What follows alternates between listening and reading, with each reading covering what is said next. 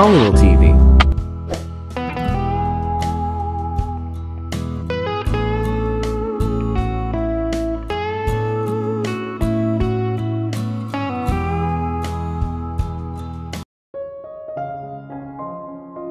Ako ang mother ni Gabriel, ulit ni Lady Ravenwood matapos makita ang gulat sa mukha ko. Napakurap ako ng ilang beses, dahan-dahang tinutunaw ang mga salita niya. Pero, masyado ka pang bata para maging mother niya. I will take that as a compliment, Monica. Napangiti siya ng mapakumbaba, kumikislap ang mga mata. Yes, that's a compliment. You appeared around 30s to me. Thank you dear. By the way I'm 39, bumulong siya, at eleganteng umupo sa upuan sa tabi ng kama. Hindi sinabi sa akin ni Gabriel ang tungkol sa'yo. I mean hindi niya sinabing mother ka niya. Sa pagbanggit nito, nasaksihan kong natunaw ang kislap ng kanyang mga mata na sapphire. Napalitan ito ng anino ng kalungkutan at sakit. Kinagat ko ang ibabang labi ko. Hindi ko dapat sinasabi ng malakas ang mga salita.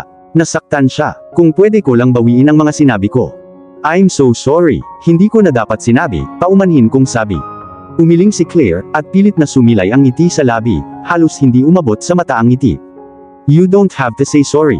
Alam kong galit sa akin ang anak ko. Because Gabriel had all these years. Noong iniwan mo siya, pakiramdam niya ay tinalikuran na siya ng mundo. At umalis at hindi na bumalik ang nag-iisang taong dapat manatili sa tabi niya. I'm 14 when I gave birth to Gabriel. Wala akong choice kundi umalis. Nalaglag ang pangako sa sahig. 14. Ulit ko habang nakataas ang kilay ko sa kisame. Napakabata pa ng edad para magpalaki ng bata. Ang mga babae sa ganoong edad ay dapat nasa school. Nakakagulat diba? Tumayo si Claire mula sa pagkakaupo. Malayo ang tingin sa kanyang mga mata habang inaalala ang isang partikular na alaala. Ako ay kinidnap at ni-rape ng tatay ni Gabriel. Ang tanging dahilan kung bakit hindi nagsampa ng kaso ang pamilya namin, ay dahil mas makapangyarihan siya noon. Kami ay iiwasan ng lipunan kung lalabas ang katotohanan. Hindi ako papayag na mangyari iyon. Ang aking ama ay nasa ospital noong panahong iyon, ang pagsira sa pangalan ng aming pamilya ay magreresulta sa maraming pagkawalan ng mga business investments. Napakabata ko pa noon, pagpapatuloy niya. May nagbitiw na pagtanggap sa kanyang boses habang inaalala niya ang pinakamadilim na bahagi ng kanyang buhay. Hindi ako makapagdesisyon sa sarili ko kaya pumayag akong manatili sa mansyon ng Anderson hanggang sa manganak ako kay Gabriel. Ginawa ni Samantha Anderson, asawa ni Ibrahim Anderson, ang aking buhay na isang buhay na impyerno. We both know it was not my fault. I was there against my will but every day she makes me feel as if everything happened to me. Tumigil sa pag-alala si Claire at tumingin sa akin. I'm sorry, hindi mo dapat ito naririnig. Okay lang po, hindi kita hinuhusgahan para dito, at handa po akong makinig. Huminga ng malalim si Claire habang nagpatuloy. Akala ko magiging masaya ako hanggat kasama ko ang anak ko. But then one day I just snapped. Nasa 10 taong gulang si Gabriel noon. Sinubukan akong patayin ni Samantha at iyon na ang huling straw na umalis ako sa Anderson Mansion ng tuluyan. Sinubukan akong patayin ni Samantha at iyon na ang huling straw na iniwan ko ng tuluyan sa Anderson Mansion. Nang sinubukan kong kunin si Gabriel ng ilang taon, hindi nila ako pinayagan at ayaw nilang ibalik. Bina-blackmail ako at pinagbantaan, sisirain nila ang buong pamilya ko kung ako ay magpumilit na bawiin ang anak ko. Sa sobrang pagkawala sa kahit isang salita, niyuko ko ang aking ulo. Bilang isang ina, alam ko talaga kung ano ang nararamdaman niya. Ang mawalan ng anak ay napakasakit na walang sapat na salita para ilarawan ito. Parang may bahagi ng iyong sarili na kinuha sa iyo. Gabriel loves you, mahinang sabi ko nang makabawi ako at tumingin ng malalim sa isang pares ng sapphire eyes na nagpapaalala sa akin kay Gabriel. Maaaring hindi niya ito napagtanto ngayon ngunit naiintindihan niya. Nabulag lang siya sa sakit. He had a traumatic childhood that scared him for life. Sana balang araw matutunan niya kung paano ako patawarin. Siya na lang ang meron ako ngayon bukod sa mga granddaughters ko. Aksidenteng sinabi niya ang granddaughters. I should have corrected her, pero itinikom ko ang bibig ko. It was an honest mistake after all. Give him enough time, and he will learn to forgive and accept you. Tumango si Claire, I will patiently wait until he did. Binigyan ko siya ng malambing na ngiti, na sinuklian niya ng ngiti na puno ng init. Nang lumipat ang tingin ko sa mga daliri ko, nagulat ako na hawak ko pa rin ang tasa ng hot chocolate. Nakalimutan ko na. Itinaas ko ang tasa sa aking bibig at humigop. Nanatili sa aking dila ang masaganang lasa ng cocoa flavor. Monica, tungkol sa nangyari sa iyo kaninang umaga, gusto kong pag-usapan ito sa iyo. Mabilis kong iminulat ang aking mga mata. Ang isyu ay ganap na nawala sa aking isipan. I have no recollection of what happened. I said truthfully, dumapo sa kanya ang nakakatakot kong mga mata. Sinubukan kang kidnapin ni Vince, swerte mo at dumating kami sa tamang oras. Ang masama, nakatakas siya at dinala niya ang sasakyan mo. Ngayong nabanggit ni Claire na sinubukan akong kidnapin ni Vince, unti-unting bumungad sa akin ang alaala. Kaya ko na ngayon natandaan ang mga detalye. Nagawa kong basagin ang ceramic cat figurine sa ulo niya. Nang namimilipit siya sa sakit, sinamantala ko ang pagkakataong makatakas sa pamamagitan ng pagtalon palabas ng sasakyan. Nagkataon lang ba na nandoon ka? No, sagot niya, umiling-iling. Noong umalis si Gabriel para makipag-deal kay Vince, malakas ang pakiramdam ko sa buhay mo ay nanganganib kaya ako ang nagkusa na bantayan ka habang wala siya. Hindi nga ako nagkamali, sinubukan ni Vince na dukutin ka. Tinulungan ka ng mga bodyguard ko noong sinubukan ka ni Vince na kalagkarin sa loob ng sasakyan. Nanginig ako sa isiping pinapasok ako ni Vince sa loob ng sasakyan. Iniisip ko kung ano kayang nangyari sa akin kung si Claire ay wala doon para sa akin. Salamat. Salamat po sa pagligtas mo sa akin. Utang ko sa iyo ang buhay ko. Wala kang utang sa akin, Monica. Sabi niya sabay hawak sa kamay ko. Tumulo ang luha sa gilid ng kanyang mga mata. Ako dapat ang magpasalamat sa pag-aalaga mo sa anak ko. Mahal ko po ang anak ninyo at gagawin ko ang lahat para sa kanya. Tumango si Claire bilang pag-unawa. Pagkatapos ay binigyan niya ako ng isang paghangang ngiti. I'm glad that Gabriel chose you as his other half. Nang marinig ko ang mga sinabi niya, hindi ko maiwasang mapangiti. Si Gabriel ang mahal ko sa buhay. Masaya din ako na siya ang pinili ko. Sa totoo lang, wala akong ibang maisip na lalaki maliban sa kanya. Mahigit 5 taon na kaming magkasama at sa totoo lang, iyon ang pinakamasaya at pinakamahirap na panahon sa buhay ko. Through my life kasama siya ay puno ng ups and downs, pero sa huli ay nalampasan ko ang apoy at ang pinakamalaking tagumpay ay ang mapanatiling buo ang aming pamilya. Binitawan ni Claire ang mga daliri ko at pinunasan ang luha sa gilid ng mata niya. Sorry, masyado akong emotional ngayon. I'm just so happy to be finally talking to you. Namula siya habang binigyan ako ng ngiti na puno ng lambing. Anyway, tapusin mo yung hot chocolate mo. I want you to meet someone. Hindi ko natanong kung sino. Tumango lang ako at dinala ang tasa sa labi ko. Nang matapos, inabot ko kay Claire ang basong walang laman. Sandali lang, babalik ako. Aniya at nagmamadaling tinungo ang pinto na may hawak na tray na naglalaman ng walang laman na tasa. Binuksan ni Claire ang pinto at lumabas. Nang hindi ko na siya makita, sumandal ako sa headboard. I wonder kung ayos lang si Gabriel kung nasaan man siya ngayon. I missed him so badly na kumirot ang puso ko habang iniisip siya. Gusto daw ni Claire na may makilala ako, sino kaya iyon? Natahimik ang kwarto. Tanging tunog lang ng orasan ang naririnig ko. Lumipas ang ilang minuto pero si Claire ay hindi pa bumabalik, kaya nagpa siya akong umalis sa kama. Bukod sa bahagyang pagpintig sa aking ulo, at sa sakit ng aking labi ay ayos lang ako. May mahinang katok sa pinto. Pagbukas nito ay pumasok ang isang naka-uniform na katulong. Siya ay bata pa, o marahil ang kanyang kabataang ngiti ang nagbigay sa akin ng impresyon na mas bata siya, kaysa sa kanyang tunay na edad. Nasa ibang kwarto si Miss Ravenwood. Pakiusap sumunod po kayo sa akin. Sa kabila ng aking pagkalito, hindi ako nagtanong at sumunod sa katulong na naghatid sa akin sa maluwang na corridors. Nang akala ko ay maglalakad na kami magpakailanman, huminto siya sa isang partikular na pinto. Bago ka pumasok Ma'am Monica, please calm yourself. Hindi ko maintindihan ang ibig niyang sabihin, pero sinundan ko pa rin siya. Huminga ako ng malalim, at nang gumaan ang pakiramdam ko, binuksan ko ang pinto. Si Claire ay nakatayo malapit sa bintana. Nang makita niya akong pumasok ay lumingon siya sa akin. Dahan-dahan akong naglakad patungo sa kama, para lang nanigas sa gulat nang lumipat ang tingin ko sa kama kung saan nakaupo ang babae. Sa isang kisap mata, ang pagpipigil sa sarili na inakala kong taglay ko ay gumuho sa walang kamali-mali na puting sahig. Walang makapaghahanda sa akin sa eksenang nasa harapan ko. Nakaupo sa harap mismo ng kama si Vienna, my daughter. Isang hikbi ang lumabas sa aking mga labi kasabay ng pagkirot ng aking puso.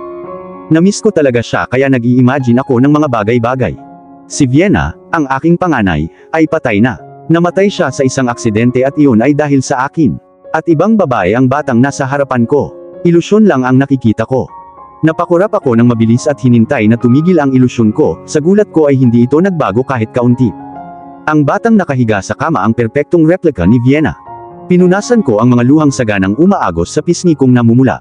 Pero habang pinupunasan ko ang mga luha gamit ang likod ng mga palad ko ay mas lalong bumuhos ang mga luha ko. Before I even knew it, marahas na akong humahagulgol at nakaluhod sa sahig.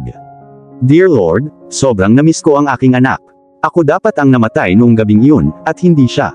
Kung maibabalik ko lang ang panahon, muli kong isusulat ang nakaraan.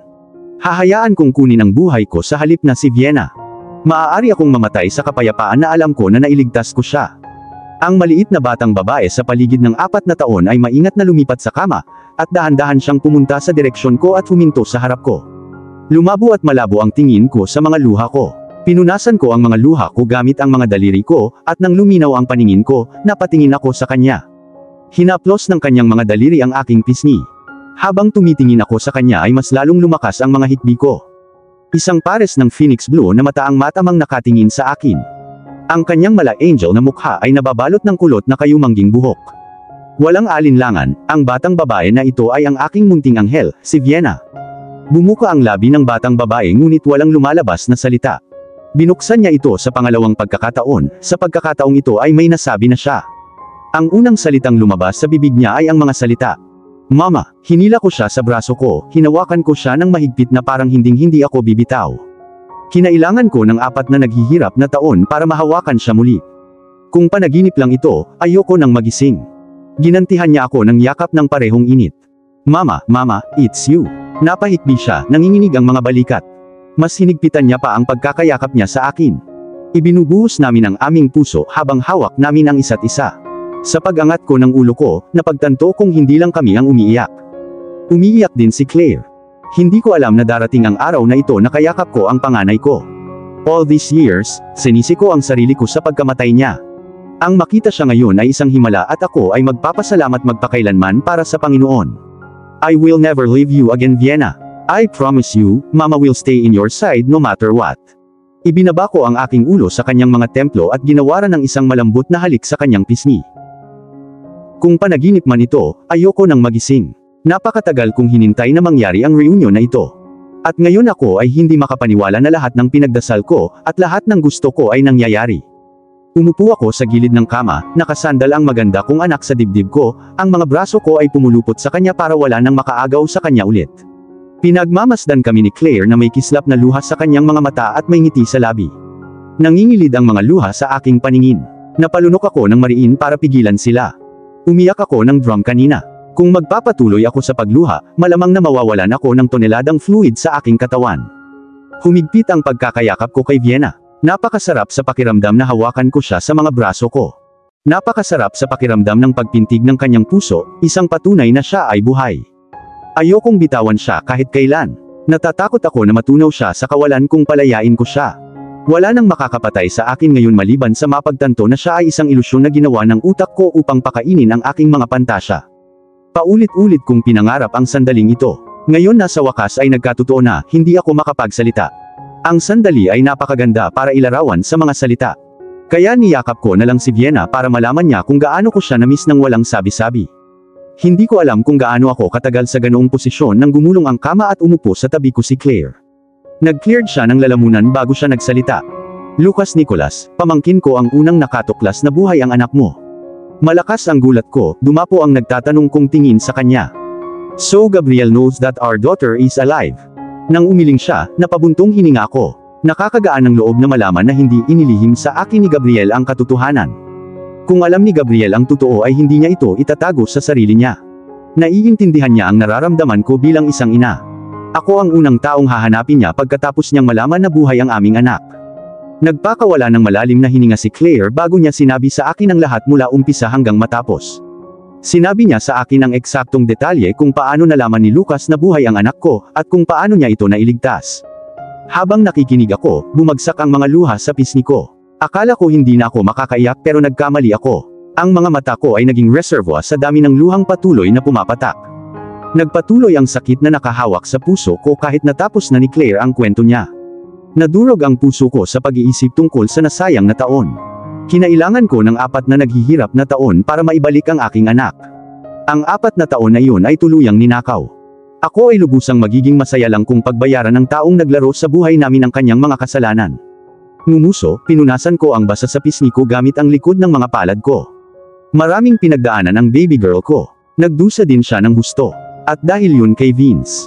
Ang pag-iisip sa aking daughter na nasa masasamang kamay ni Vince ay sinaksak ng kutsilyo ang aking puso. Ang aking kamao ay pumulupot sa isang masikip na bola. I never hated anyone gaya ng pagkamuhi ko sa half-brother ni Gabriel. Hindi lang niya sinira ang buhay namin, kundi fake rin ang pagkamatay ng anak ko. Iyon ang pinakamasamang nagawa niya. Hindi ko siya mapapatawad sa loob ng 1,000,000 taon. Sana balang araw mabigyan ng hustisya. Matagal man pero hanggat nabibigyan ng hustisya ay maghihintay ako hanggang sa mahatulan si Vince sa kanyang mga krimen.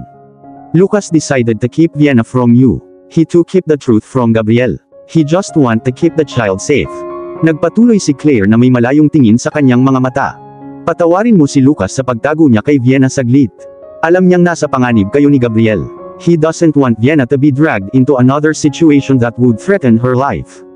Naiintindihan ko si Lucas sa ginawa niya at na-appreciate ko siya.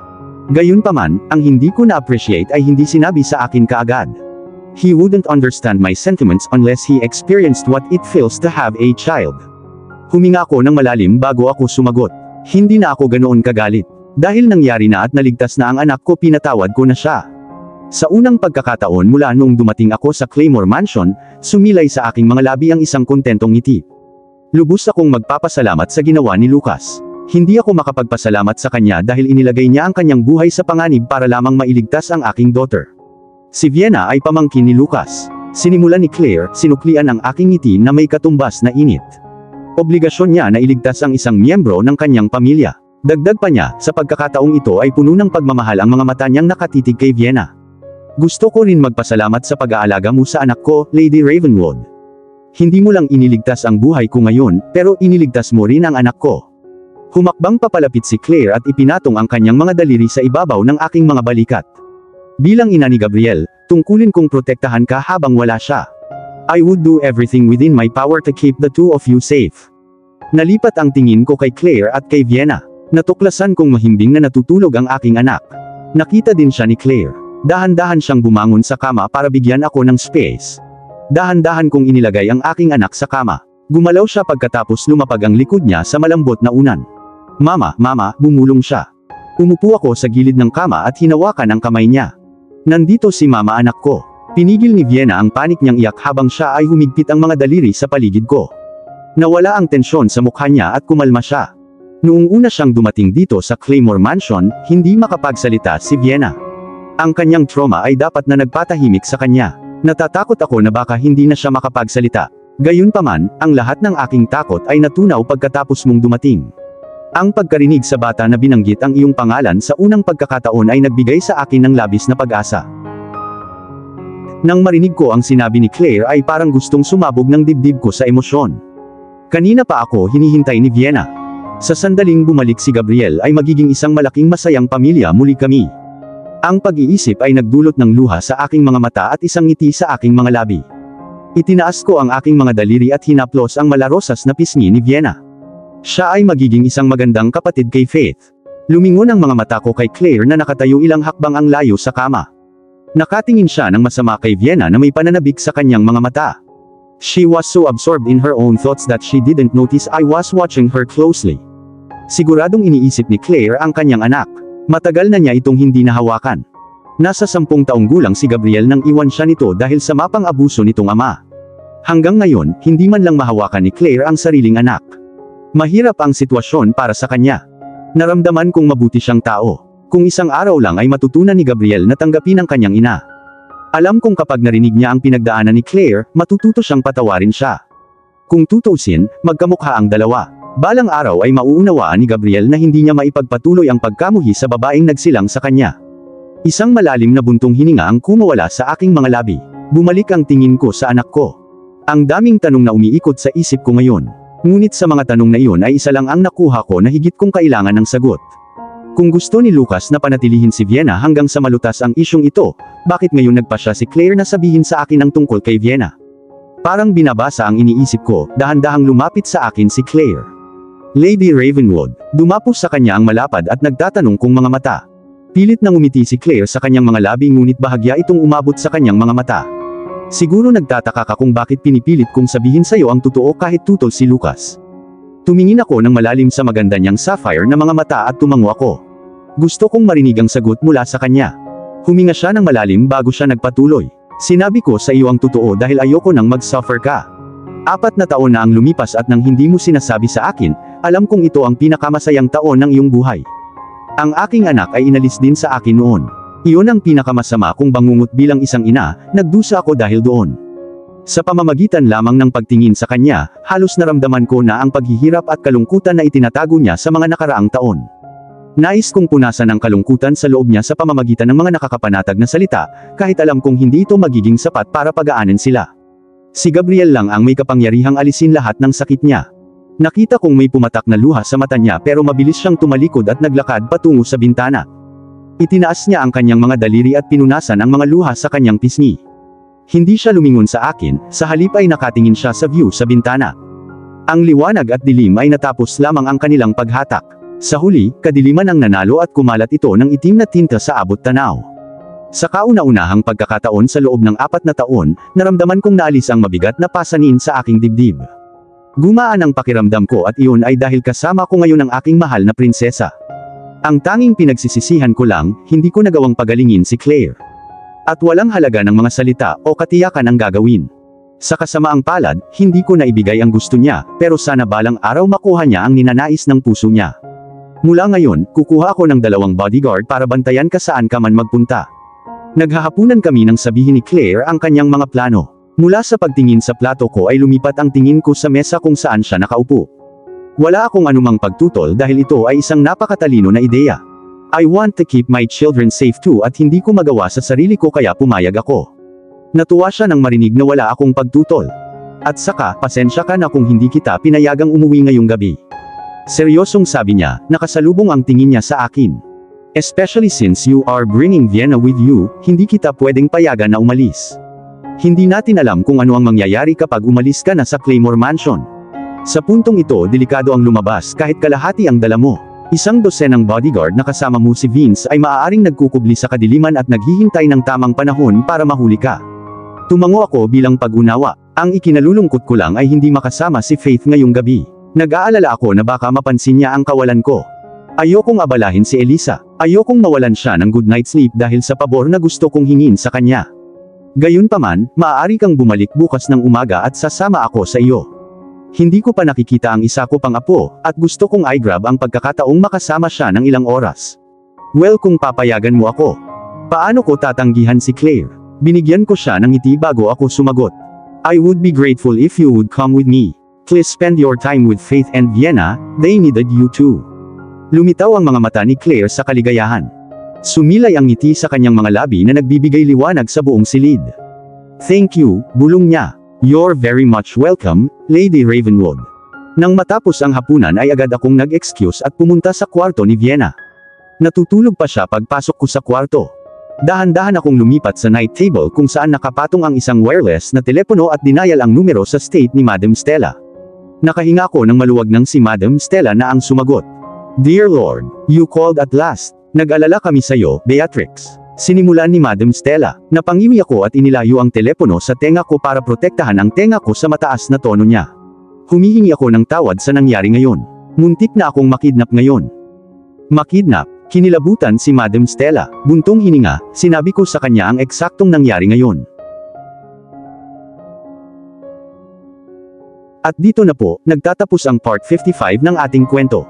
Sabay-sabay po nating abangan ang susunod na kabanata. Maraming salamat po. God bless and stay safe.